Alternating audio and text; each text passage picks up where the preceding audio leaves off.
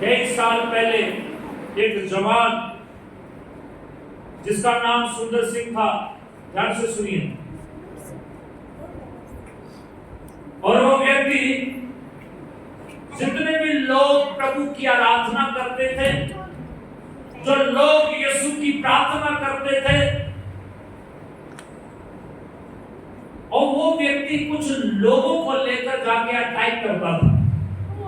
उसने पत्थर मारने, बाइबल लेनी, उसने जला देनी और तमाम तरह से कलीसिया के ऊपर अत्याचार करने वाला था।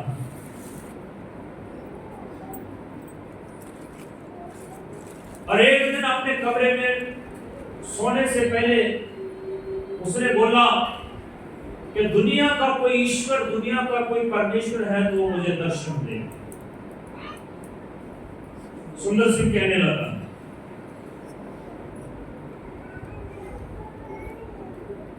लुधियाना के पास गांव का मुकाम रामपुरा कटानी है, और वह जाट सिख परिवार से हुए हैं। और रात को जब वो बैठे और कहने लगा कि दुनिया का कोई ईश्वर है तो मुझे दर्शन दे, 3-4 बजे के करीब उनकी जो गवाही है, जो उनकी बुक उसके अंदर लिखा हुआ है कि रात को 3-4 बजे के करीब वो बताते, मेरा जो जिस कमरे के अंदर मैं बैठा था वो पूरा कमरा लाइट से भर गया, पूरा कमरा रोशनी से भर गया। मैंने कहा मैंने तो अपने घर की लाइटें बंद कर रखी हैं, अपने कमरे की लाइट बंद कर रखी है, पर ये रोशनी कैसी है? कहता जब मैंने देखा तो कोई सफेद वस्त्र पहने हुए मेरे सामने खड़ा है। जब उसने बोला था कि कोई दुनिया का ईश्वर है चाहे तो मुझे दर्शन दे, नहीं तो लुधियाना से जो रामपुरा खटानिया की ओर ट्रेन जाती है मैं उसके नीचे सिर रखकर आज मर जाऊंगा। ये व्यक्ति उसने ये बात बोली। पर रात के समय कोई सफेद वस्त्र पहने हुए उसके सामने खड़ा और बोलने लगा, आप कौन? और उसने बोला कि मैं यीशु। आमीन। मैं कौन हूँ? मैं यीशु। और सुंदर सिंह ने कहा कि मैंने तो आपको बुलाया ही नहीं, मैं तो आपका विरोध करने वाला हूं, मैं आपके धर्म ग्रंथ जलाने वाला हूं, मैं तेरे से नफरत करने वाला व्यक्ति, मैंने आपको बुलाया ही नहीं। कहता तुमने बोला है कि दुनिया का जो ईश्वर है मुझे दर्शन दे। हालेलुया। ये बात कर कर परमेश्वर आलोक हो गए। अब सुंदर सिंह ने उस अपनी गवाही के अंदर लिखा, सुबह दौड़कर अपने मम्मी अपने पापा के पास जाकर कहने लगा कि देखो मैंने यीशु मसीह को देखा। उसके माता पिता कहने लगे अभी तक तो तू उनके ईंटें मार रहा था, उनके पत्थर मार रहा था जो यीशु का नाम लेते थे, उनकी बाइबलें जलाकर आ रहा था और उनको इतना परेशान कर रहा था, अभी तू कह रहा मैंने यीशु को देखा है। कहता हाँ वो ईश्वर है, वो परमेश्वर है, मैंने उसे देखा, मेरा हृदय बदल गया, मैंने देखा है कि वो परमेश्वर है। और उसके मम्मी पापा कहने लगे चलो ठीक है तूने देखा जो है, पर यहीं तक मैटर है, यही बंद कर दे, इससे आगे तुम नहीं बढ़ना। पर सुंदर सिंह वहां नहीं रुका। जो मित्र उसके साथ थे मारने पीटने वाले, उनको जाकर बताता जो हम कर रहे थे वो गलत है, यीशु ही परमेश्वर है। अब उसने प्रचार करना शुरू कर दिया। जब प्रचार करना शुरू कर दिया तो घर वालों ने रोकना शुरू कर दिया कि तू यीशु का नाम मत ले। उसके बाद उसने बाइबल रखा और एक थैला टांगा तो चल पड़ा है गांव से दूसरे गांव प्रचार करने के लिए। पहले सुंदर सिंह था नाम उसका, जब लोग उसे देखते थे देखो वो साधु आ गया। अब क्या बन गया? साधु सुंदर सिंह। आमीन आमीन हालेलुया। एक नाम लग गया उसके पीछे, साधु परमेश्वर की खोज किया। अब घर वाले बोलते हैं जेकर तू यीशु का नाम लेगा तुझे धन संपत्ति से कुछ नहीं दिया जाएगा। लोग बोलते हैं कि यीशु वाले पैसा देते हैं, धर्म चेंज हो जाता है, ये हो जाता है। यहाँ पे वो व्यक्ति जो अरबपति है उस समय के अंदर, बहुत बड़ा घर है, कई एकड़ जमीन है, और अब घर वाले बोल रहे हैं जेकर तू यीशु का नाम लेगा तो तुझे तेरी जमीन से पैसे में से कुछ भी देंगे नहीं। वो बोलता मुझे नहीं चाहिए, मुझे यीशु चाहिए। हालेलुया। ना तुम्हारा धन चाहिए, ना तुम्हारी दौलत चाहिए, मुझे कुछ नहीं चाहिए, मुझे यीशु चाहिए। परमेश्वर की खोज किया, परमेश्वर मिला, अब सब कुछ छोड़ दिया, रिश्तेदार सब लोग इकट्ठे हो गए, तुम्हारा लड़का हमारी बेइज्जती कर रहा है, यीशु यीशु बोल रहा है। अब उन्होंने घर में आकर बात किया, माँ बाप ने, फिर भाइयों ने फिर मिलाया उसे घर पे। अब जब घर आया तो उन्होंने उसके लिए रोटी बनाई, खीर बनाई, खीर के अंदर जहर डाल दिया। अब खीर के अंदर जहर डाल दिया और जहर डालकर उसे दिया और उसने खा लिया, और उसे महसूस हुआ कि मुझे कुछ खिला दिया गया। 1 महीने तक वो पीड़ा के अंदर रहा, पर यीशु ने उसे मरने बोलिए मरने नहीं दिया। शरीर गल गया, चमड़ी गल गई जहर के कारण, और वो मरा नहीं। Nepal, Japan, Bhutan, Pakistan, America, Canada, पता नहीं कहां परमेश्वर उसे लेकर गया, और वो गया परमेश्वर के प्रचार करने। जब आपकी लो उसके साथ लग जाएगी ना, जब आप उसके खोज करने वाले बन जाओगे ना, ना तो हाथ का दर्द दिखाई देगा और ना कमर का दर्द दिखाई देगा। आज थोड़ा कोई बोल जाता है तो बड़ा क्रोध गुस्सा आ जाता है, पर जब उसके खोजी बन जाओगे, कोई मुंह पर चपेट भी मार जाएगा तो तब भी कहोगे कि परमेश्वर तुझे आशीष दे। आमीन, हालेलुया। वो ऐसा है, मैं जिसमें आऊंगा बदल कर रख दूंगा, और जब वो आता है तो तब वो बदल के रख देता है, तब वो चेंज कर देता है, हालात चेंज कर देता है, शरीर चेंज कर देता है, घर चेंज कर देता है, जीवन चेंज कर देता है। और यही बदलाव है उसे पहनने का, मेरे धर्म और मेरे राज्य की खोज कर। और जब आप उसके खोजी बन जाओगे तो फिर संसार की अभिलाषाओं से, संसार की विपत्तियों से, संसार की दुष्टता से, नशे से, पाप से, लड़ाई झगड़े से परमेश्वर तुम्हें आप निकाल कर बाहर ले आएगा कि तुम्हारा इनके साथ रिश्ता नहीं है। आमीन। याद रखिए, जो परमेश्वर की भक्ति करने वाले हैं, उसकी आराधना करने वाले हैं, इन चीजों से उनका प्रेम नहीं है, इन चीजों से परमेश्वर ने बाहर निकाला है। इसीलिए तो वचन में लिखा है, मैंने तुम्हें संसार से अलग कर दिया। खोजी बन जाइए उसके, और जो खोजी उसके बने हैं उन्होंने प्राप्त किया। Hallelujah, hallelujah. वैसे नहीं चलो जी वहां भी जाके देख लिया, वहां भी जाके देख लिया, आज यहाँ भी जाके देख लेते हैं। ठीक हो गए तो ठीक है, नहीं थे बोलो नासी। ठीक हो गए तो ठीक है, नहीं थे आवाज नहीं आ रही। ठीक हो गए तो ठीक है, नहीं थे तो प्रभु कहता नासी। वो ईश्वर है, हम दया, और वो दया करना किसके ऊपर, जब हम बोलते तू दया कर, जब उससे कहे तू कर, क्यों करेगा नहीं वो कहता दीन होकर, कहता प्रभु के पास आने वाले को सबसे पहले उसके ऊपर विश्वास होना चाहिए कि वो परमेश्वर है, और दूसरा कि आज मैं जा रहा हूं तो मेरा परमेश्वर मेरे जीवन के अंदर काम करे। आमीन, हालेलुया, हालेलुया। उससे बोलिए हालेलुया, हालेलुया। उसके धर्म और उसके राज्य की खोज कर। आज लगे हैं खोज के अंदर, कोई चिड़ियाई की खोज में लगा है, कोई धन की खोज में लगा है, कोई कहता मेरी वाह होए, कोई उस खोज में लगा हुआ है। मैं बड़ा तू छोटा, मेरा आदर मेरा वो, पता नहीं कौन सी खोज के अंदर लगे हुए हैं। अब कुछ लोग यीशु मसीह को खोजते खोजते उसके पीछे गए। ध्यान से सुनिए, आपके पास बाइबल है तो आप निकालिए, क्योंकि मैं आप मत सोचना मैं अपने सब कुछ अपने पल्ले से बोल रहा हूँ। आपके पास बाइबल है तो आप निकालिए मत्ती 2 का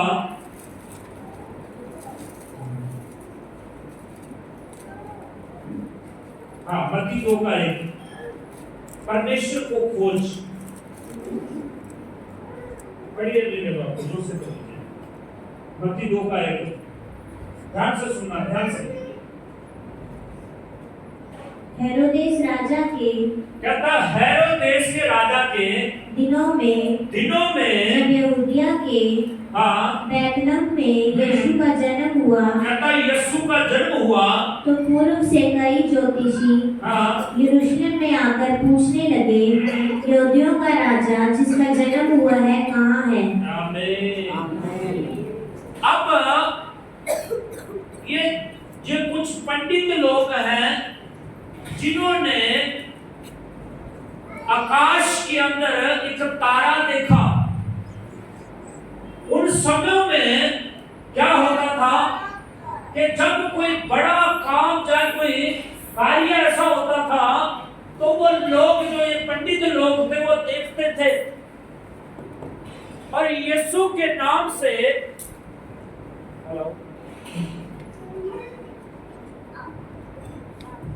अब इन्होंने क्या देखा, एक तारे को देखा कि वो परमेश्वर का बेटा, वो ईश्वर, वो उद्धार करता धरती के ऊपर आ गया, उसकी खोज करने के लिए निकले। आमीन।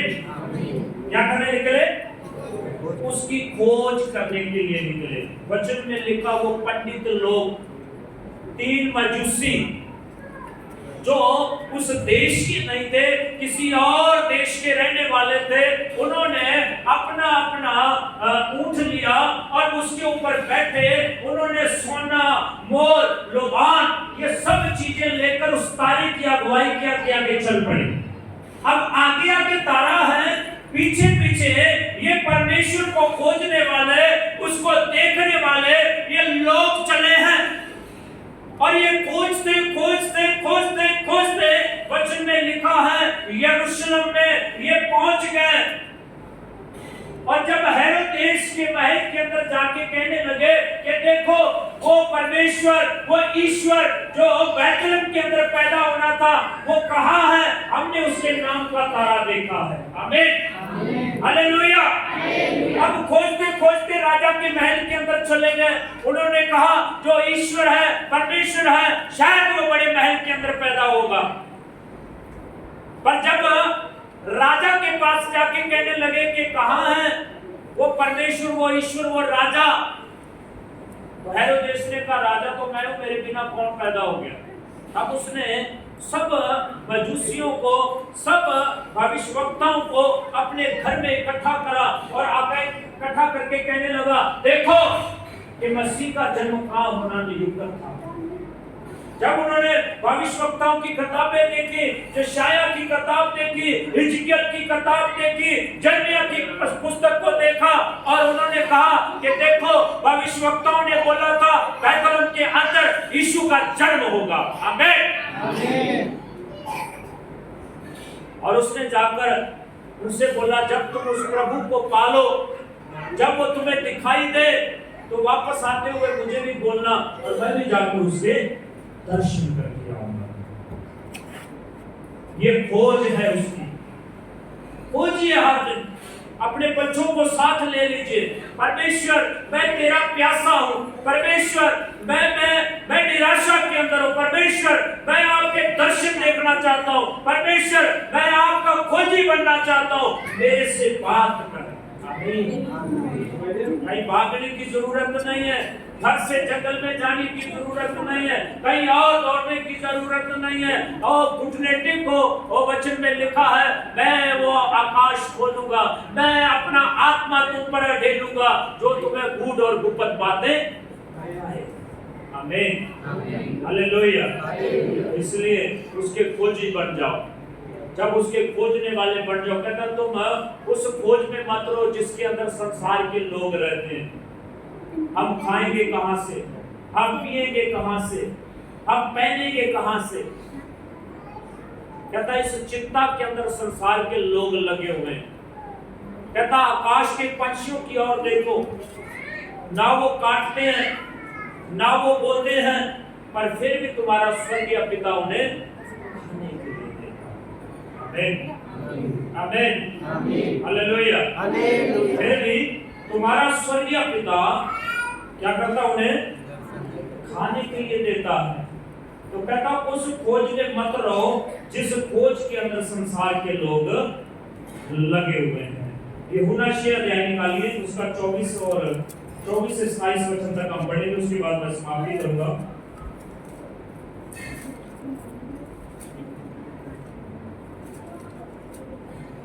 इसलिए जब भीड़ ने देखा कि यहाँ न यीशु है और न उसके चेले, तो वे भी नाव पर चढ़ के यीशु को ढूंढते हुए कफरनहूम पहुंचे। झील के पार जब वे उससे मिले तो कहा, हे रब्बी, तू यहाँ कब आया? यीशु ने उन्हें उत्तर दिया, मैं तुमसे सच-सच कहता हूँ, तुम मुझे इसलिए नहीं ढूंढते हो कि ध्यान से सुनिए कि अब ये लोग यीशु मसीह को ढूंढने निकले, अब ढूंढ रहे हैं। वचन में लिखा है कि कई प्रकार की भीड़ यीशु के पीछे चला करती थी, और उनमें से कुछ ये भी लोग थे जो यीशु मसीह को ढूंढने के लिए निकले हैं। हाँ पढ़िए, तुम मुझे इसलिए नहीं ढूंढते हो कि तुमने आश्चर्य कर्म देखे, तुमने बड़े बड़े काम देखे, आंखों की आंखें खुलती हुई देखी, लंगड़ों को चलते हुए देखा, मुर्दों को जिंदा होते हुए देखा, तुम इसलिए मुझे नहीं ढूंढते हो। हाँ, परंतु इसलिए ढूंढते हो कि तुम रोटियां खाकर तृप्त हो जाओ। हालेलुया। 5000 से भी अधिक लोग थे जिनको प्रभु ने भोजन करवाया था। अब ये लोग अनंत जीवन पाने के लिए यीशु को नहीं ढूंढ रहे कि चलो हमने कल भी रोटियां खाई थी फ्री में, आज फिर यीशु के पीछे चलते हैं, शायद आज फिर रोटियां बनाकर यीशु लाएगा। कहता तुम इसलिए नहीं ढूंढ रहे मुझे कि तुम गवाही दो उन बातों की, तुम इसलिए ढूंढ रहे हो नाशवान भोजन के लिए। चिंगाई के पीछे मत भागिए, भविष्यवाणियों के पीछे मत भागिए, पैसे के पीछे मत भागिए, अरे यीशु के पीछे भागिए। आमीन आमीन हालेलुया। जब यीशु के पीछे भागोगे तो यीशु तुम्हें मिल जाएगा। जब यीशु जीवन के अंदर आ गया तो सब कुछ तुम्हारा हो जाएगा। एक राजा था, अब राजा ने आदेश दिया, क्या आदेश दिया कि मेरे महल से जिसे भी जो कुछ चाहिए वो उठाकर ले के जा सकता है। और जब ये बात सुनाई दी गई, लोग दौड़े, लोग भागे, कोई घोड़े लेकर जा रहा, कोई सोना लेकर जा रहा, कोई चांदी लेकर जा रहा, बस लोग लगे हुए।